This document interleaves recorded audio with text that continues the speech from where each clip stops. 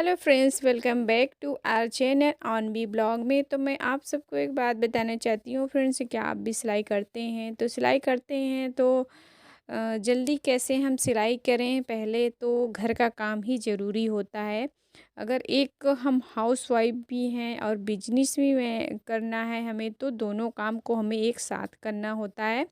तो पहले हम क्या करते हैं कि घर का काम कर लेते हैं। सुबह मॉर्निंग में उठते ही पहले घर में बच्चे हैं तो बच्चे के लिए नाश्ता पानी खाना सब कुछ बनाने के बाद ही हम आगे काम बढ़ा सकते हैं। तो अच्छी बात है, पहले घर का काम ज़रूरी होता है, उसके बाद अपना बिजनेस देखना होता है।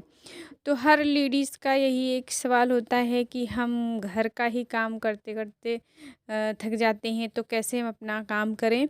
तो भाई इसमें अगर आप सबको अपने हाथ में हुनर है तो इसमें क्या है कि खुद का काम करने में कोई थकावट नहीं होती। अपना घर का काम खाना वगैरह तो सुबह बन जाता है सभी के घर में।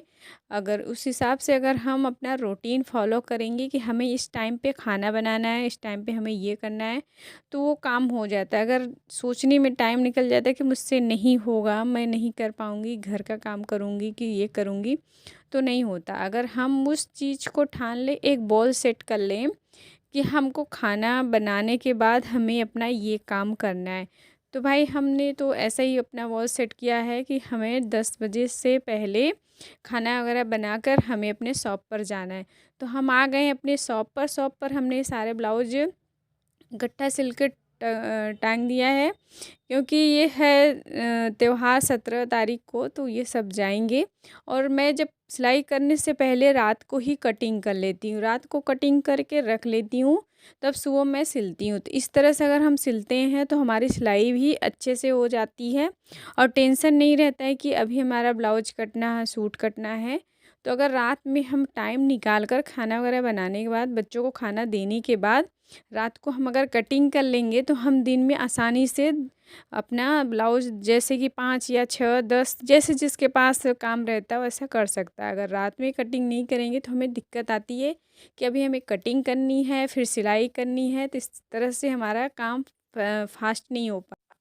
फास्ट सिलाई करने के लिए हमें एक रूटीन सेट करना होता है कि हम रात को कटिंग कर लेते हैं, और कटिंग करने के बाद हम जब मशीन पर बैठें तो हमें जब तक हमारा ये कंप्लीट नहीं होगा तो हमें और दूसरे काम पर नहीं लगने। जैसे कि कस्टमर बीच बीच में आते रहते हैं शॉप पर, तो उनको टाइम दो, टाइम देने के बाद फिर अपने मशीन पर बैठ जाइए। टाइम अगर हम ज़्यादातर क्या होता है कि मोबाइल पर ध्यान देते हैं तो उस टाइम पे हमारा काम रुक जाता है। तो जब भी हम एक भी कोई भी काम लेकर बैठें तो उसे हमें पूरा कर कर ही दूसरा काम करें।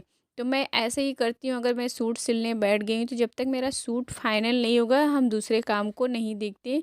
अगर कोई आ भी गया है तो उनके बात भी सुनते रहते हैं। अगर उनको ब्लाउज़ देना है तो खड़े होकर ले लेते हैं कि हाँ कैसे करना है कैसे नहीं। उसके बाद मैं अपने मशीन पर बैठ जाती हूँ, अगर वो खड़े हैं तो उनसे मैं बात करती भी रहती हूँ, सिलाई भी करती रहती हूँ। तो इस तरह से अगर हम करेंगे तो हमको सिलाई भी रुकेगा नहीं, मेरा काम भी होता रहेगा। जब हम सिलाई स्टार्ट किए थे तो हमारे पास इतने कपड़े नहीं आते थे, तो दिन में 1-2 आ जाते थे, उससे हमें दिन में 1-2 बना लेते, उसके पास हमें खाली टाइम पड़ बच जाता था। तो ऐसे हम क्या करते थे कि घर का कपड़ा कुछ पाते थे तो सिल लेते थे, मतलब घर में कुछ ना कुछ तो हम बना ही रहते थे।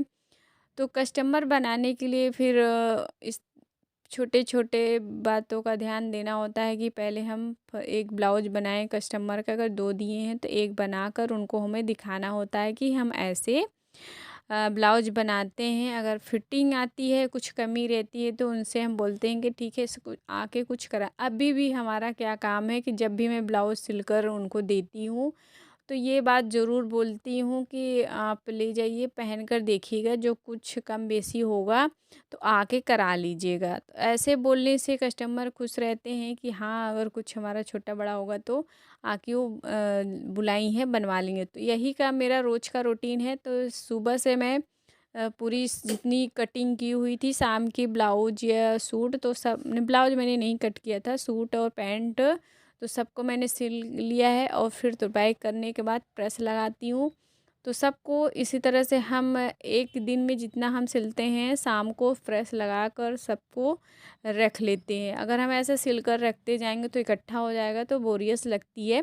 तो हमारा रोज़ का यही काम है, अगर मैं सिली फिर तुरंत तुरपाई लगाई और सबको टंग कर लेती हूँ। तो यहाँ पर मैंने इतने सारे ब्लाउज वगैरह सिला, तो ब्लाउज को सब चले जाएंगे। सूट भी कुछ लोगों का त्योहार पे सूट भी पहनना होता है तो सूट भी सिलवा लेते हैं, तो इसी तरह से हम सिलते हैं। तो अब हम इतने सारे सब कपड़े लगा लिए हैं, अब चलना है हमको नेक्स्ट डे के लिए कटिंग करना है। तो कटिंग करने के लिए पहले हम रात को ही कटिंग कर लेते हैं और फिर उसके बाद खाना वगैरह खाने के बाद फिर टाइम हमारा बचता है तो कुछ तो फिर जो ब्लाउज या सूट रहता है फिर कटिंग कर दें। अगर आई होप आप सबको ये वीडियो अच्छी लगी हो तो लाइक एंड सब्सक्राइब ज़रूर कीजिएगा। चैनल को अभी तक सब्सक्राइब नहीं किए हैं तो फ्रेंड्स ज़रूर कर लीजिएगा। आप भी सिलाई करते हैं तो इस रूटीन को आप फॉलो करेंगे तो आप भी एक हुनर दिखा सकते हैं। और यूट्यूब पर आप चैनल बनाकर भी आप एक हुनर दिखा सकते हैं। अगर यूट्यूब पर चैनल बनाए हैं तो थोड़ा बहुत वीडियो शूट करके डाल सकते हैं।